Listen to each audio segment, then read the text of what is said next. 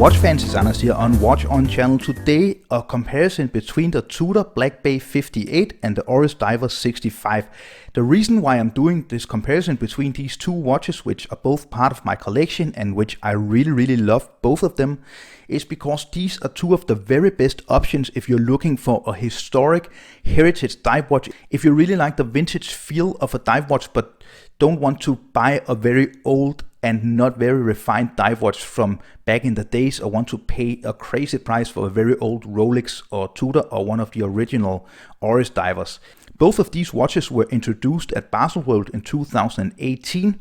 This was introduced some years before, but this particular version with the bronze bezel was introduced in 2018, and this watch was also introduced in 2018. There's a big price difference and a lot of other differences which we are going to look into during this comparison, just to make it easier for you as a watch lover if you're looking for a heritage dive watch, because this has some pluses and this has some pluses, and because of the price difference, this is around $3,800 US, this is around $2,000 US, so you get double up on price on this one. This is harder to get. You can find them pre-owned and you can be lucky to find them at the Rolex Tudor store, but it is kind of hard to find.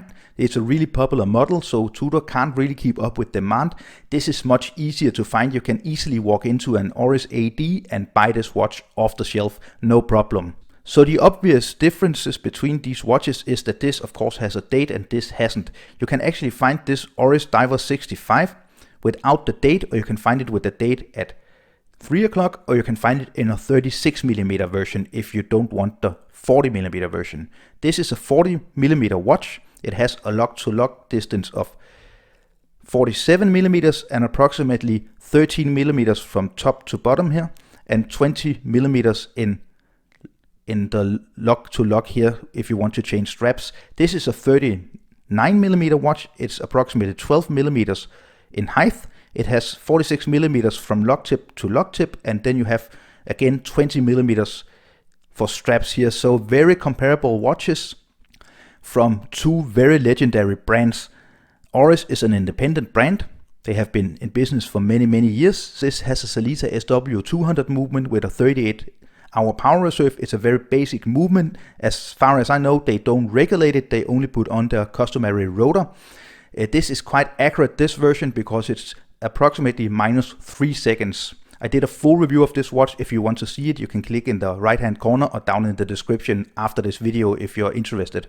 Tudor is also a legendary brand. It kind of spawned out of Rolex because Hans Willdorf, the founder of Rolex, wanted to make some more affordable, high quality watches for people who couldn't afford or wouldn't pay the price for a Rolex.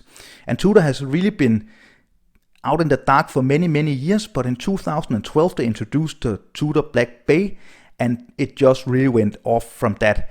And in 2018 the Tudor Black Bay 58 came, and this has a much smaller size and it's much more kind of a Rolex Submariner style watch in the size, and it just really is a high quality watch. You can find a full review of this watch again up in the right hand corner. You can click, or down in the description, then you can see the full review. I really love this watch. It's an integral part of my collection, just as this Oris is quickly becoming. This has an in-house movement which is officially certified. As you can see, it's a chronometer movement, so it's SC certified. The MT5402, it has a power reserve of 70 hours, so it's almost double up on the power reserve compared to the Oris Divers 65 Sellita SW200 movement. It's very accurate. This movement is +2 seconds a day, and I've just been measuring it for quite some time, and it just keeps on being around +2 seconds a day. It's a perfect, very good movement. This is a high quality movement, almost as good as a Rolex movement, so you're really getting a top quality in-house movement with this watch, which you don't get with this watch. It's a very basic Swiss-made movement. Both of these watches has this kind of gilded look, both the hands, as you can see, and also the hour markings and the writing. On the Tudor, it's a much more refined kind of rose gold color with the Tudor Genève at 12 o'clock with the shield, the Tudor logo, and then you have 200 meters of war resistance and no date, as I said. Also the hour markings, as you can see, is kind of rose gold applied, and then you also get this kind of rose gold color on the aluminium bezel insert and the lume pip at 12 o'clock with the red triangle. It's the same here, but you get silver writing on the bezel insert, which I really actually like because it really complements the stainless steel color here. And then of course you get a whole other bezel because you get a bronze bezel, so you get a 2-metal watch with the Oris compared to the Tudor, which is all stainless steel. Both of these watches has these beautifully domed sapphire crystals. As far as I know, this doesn't have AR treatment, the Tudor.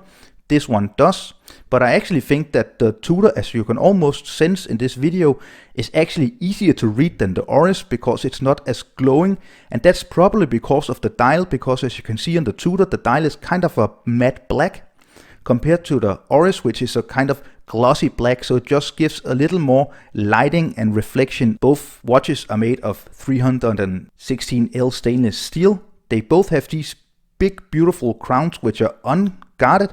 I really like the crown action on both watches. I don't find any differences. Both crowns are perfect, so it's really a thumbs up for Oris, because at a watch at half the price as the Tudor, you actually get exactly the same crown action. Both are signed here with the old logo, the rose, as you can maybe sense, and here with the Oris.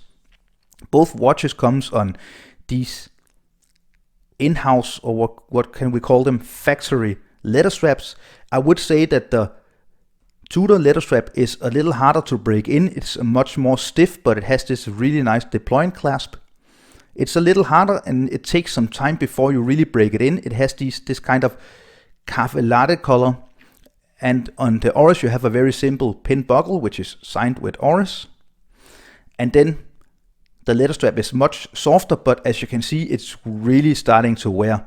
And this is a pre-owned watch. This is also a pre-owned watch, but I believe the owner who used to own the Tudor here, he didn't wear it very much.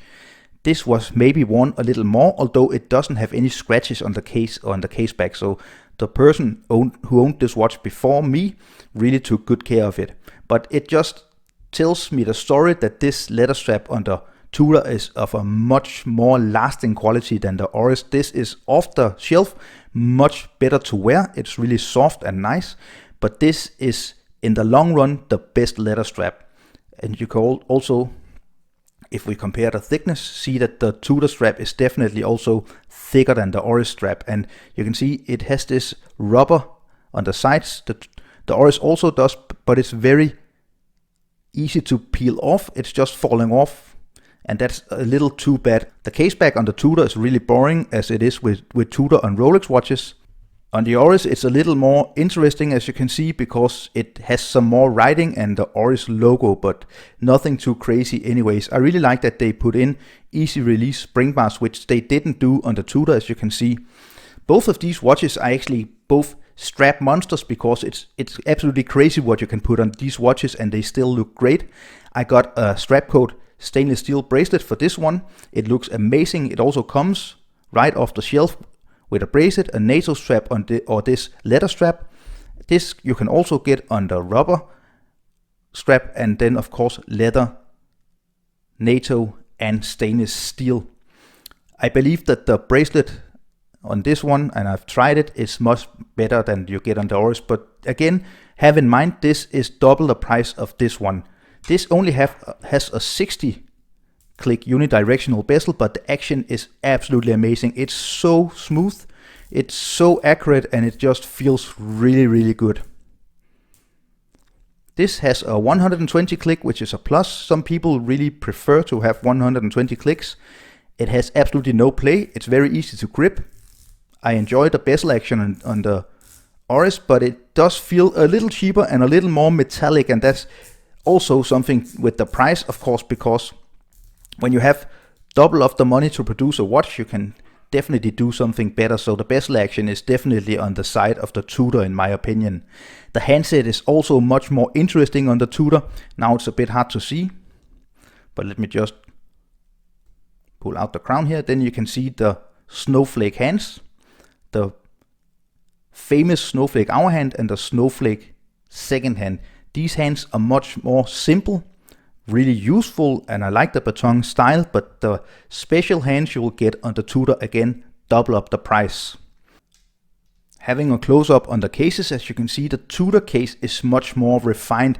It does seem a little big and chunky, but you look at the beveling on the locks here and it's just much more refined than the Oris case, which is just very simple, but I really like how they just did this kind of curved lock here, so you get a really nice case, but it's nothing special. The thing with the Oris in this version is definitely that you get the bronze bezel insert, which just really makes it look much more classy. But the case finish is of course better on the Tudor, but not too different in my opinion. It's not like night and day. So last little thing with this comparison is looking at the loom. On the left side you see the Tudor, and on the right side you see the Oris, and the Tudor is just so much better. It's so responsive and it just keeps on glowing and glowing and glowing.